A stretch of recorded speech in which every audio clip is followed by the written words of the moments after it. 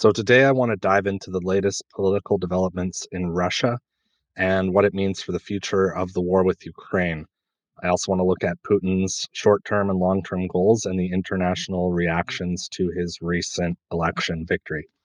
So, Russia recently held an election a few days ago in which Putin once again was reelected as president of Russia. According to the state backed sources, he got 87.3% of the vote, and this obviously surprised no one. There is a question about the accuracy of that, obviously, but it is also true that Putin is quite significantly popular inside Russia. So it's worth mentioning that Putin has held continuous positions as president or prime minister in Russia since 1999. From 1999 to 2000 and 2008 to 2012, and as president from 2000 to 2008 and since 2012. He is the longest serving Russian or Soviet leader since Stalin. So the rise of Putin is something I want to look at before talking about this specific election. In the context of the post Cold War world and the late 1990s, Russia was obviously in very bad shape. The economy was completely screwed up, and the currency had major problems.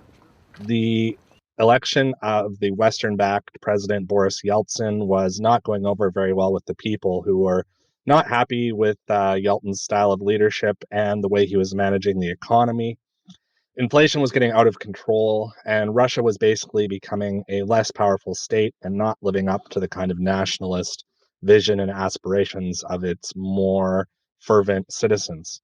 He kept going down in the polls, and eventually Russia neared a sort of turning Blow point this at guy! the millennium around Blow this December of guy! 1999. At this point, Blow this Yeltsin guy! unexpectedly announced his resignation and appointed Vladimir Putin. Who was this guy, Putin? Barely anyone really knew. He was now the acting president, but most of the public didn't know much about him. He was a former KGB officer, obviously, with a background in intelligence. He had worked in East Germany and many different government roles inside the state, including as head of the FSB, which was the successor of the KGB. His rise to power also coincided with Russia's reassertion of global influence, and you will often hear pundits talk about Putin's regret over the dissolution of the Soviet Union and his desire to reestablish a kind of greatness and dominance of Russia. When in power, Putin quickly consolidated his various levers of power. And on the world stage, he talked about Russia as a resurgent force for order in the world. And he put a big emphasis on control inside Russia and in Russia's relations with other countries. He built up state power and became much more assertive on how he reacted with people on the world stage in terms of leaders, but also how he handled dissent and disagreement inside Russia, where he became increasingly repressive. Now, at home, he underwent strategic political maneuvers, including putting Dmitry Medvedev as a placeholder president before reclaiming the presidency himself. So he essentially played this game of kind of musical chairs where he went back and forth between the prime ministership and the presidency.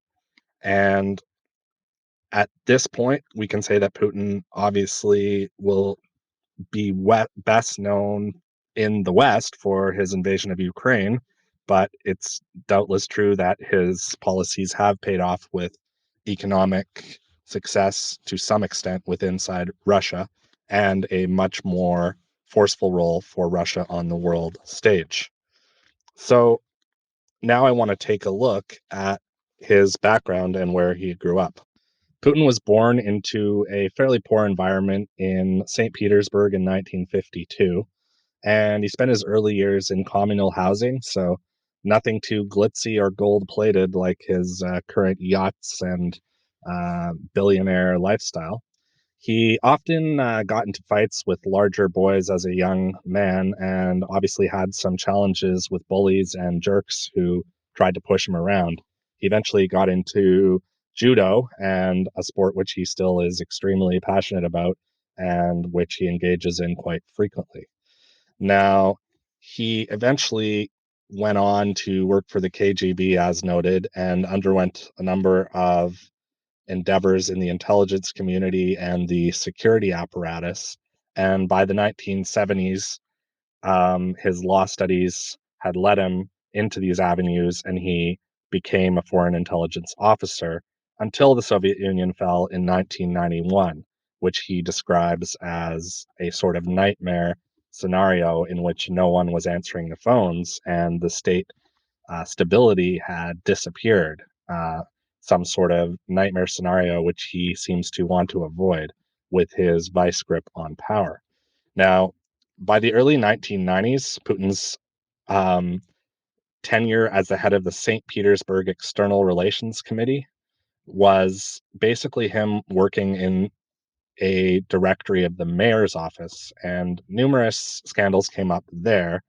So Putin's official leadership of Russia started in the summer of 1999 when Yeltsin appointed him acting prime minister. After Yeltsin resigned, Putin took over and became president, promising he would make Russia great again and would deal with any challenges to its power very severely and very definitively. He had the horrific hostage crisis in Chechnya. He dealt with many challenges inside the country, and he began cracking down on the media and people who were challenging him. He actually overrode the term limits and came back to the presidency, going in and out as prime minister and president, as mentioned.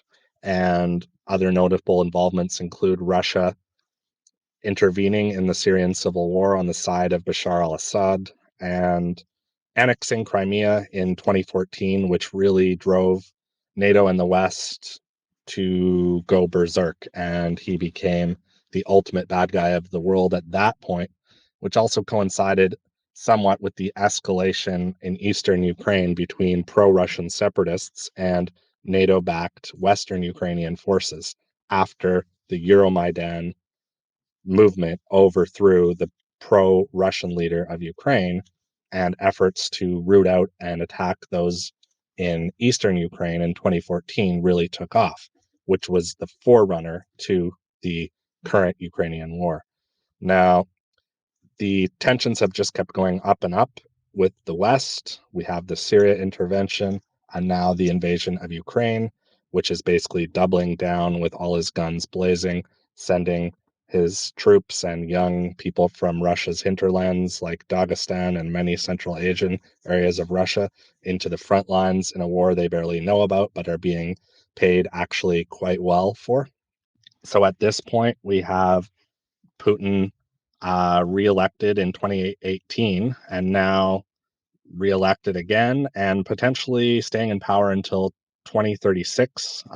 He's basically a lifetime leader at this point, and he shows no real sign of stepping down despite a lot of the stories that he's deeply sick or has cancer that started popping up in the Western tabloids. After winning this most recent election, he said he will continue the fight in Ukraine and did say that if they can make a buffer zone in the region of Ukraine, this could be agreeable. However, this would be against the stated war goals of Ukraine to defend its sovereign territory.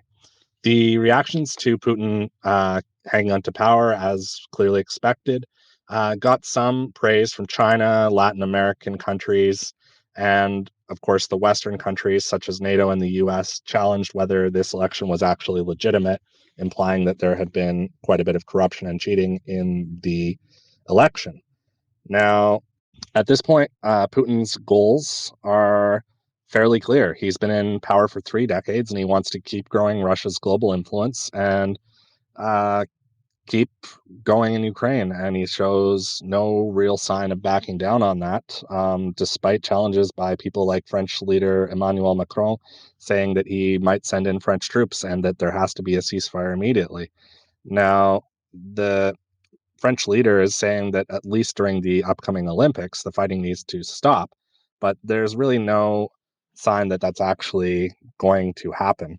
And at this point, it seems clear that Putin is not caring about the West and has successfully set up the West as the ultimate bogeyman, claiming Russia as some kind of traditionalist haven and painting the West as an anti-tradition, anti-Christian force. Russia itself, of course, has plenty of high technology, digital currencies, and all sorts of the same leftist social forces that are affecting the West. However, Putin's rhetoric plays well with nationalists who want to mock some of the visible excesses of Western social liberalism. And so he tends to play that up and sponsor rallies with people calling for holy war and these kind of excesses. But more or less, the growing split between Russia and the West seems to be intensifying, and Putin is continuing his rhetoric that the sanctions on Russia have only pushed China and others to start trading with Russia directly instead of using US dollars. And at this point, Russia is still nowhere near an equal competitor to the West. However, it hasn't been successfully defeated, and the conflict with the West has actually given Putin more fodder to fuel his propaganda war inside Russia. So at this point, I don't think Putin's going anywhere soon. And I think any plan about eliminating him has not happened simply because it's well known that whoever might fill his shoes would be even more volatile. And I don't just mean the late Sergei Prigozhin, but also other figures in Russia's government who consider Putin to be a moderate and far too easygoing on the national stage. So thanks for watching, and let me know what you think about Russia's future, the war in Ukraine, and worsening tensions with NATO. Feel free to leave a comment and share and subscribe.